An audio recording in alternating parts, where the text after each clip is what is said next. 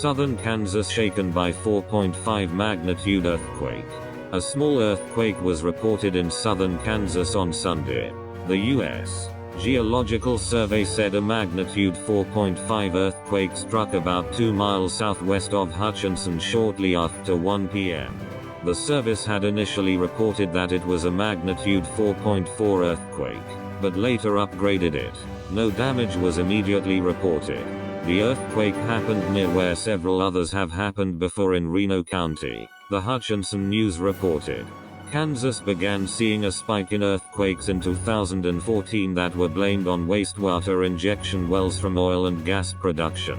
The number of quakes began tapering off after oil prices dropped and regulations were enacted.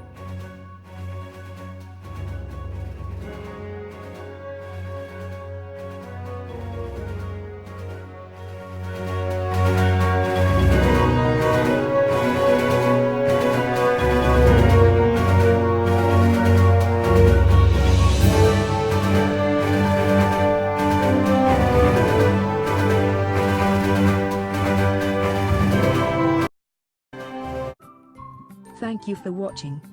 Please subscribe to us on YouTube. If you like donate to us, visit home on the page PayPal.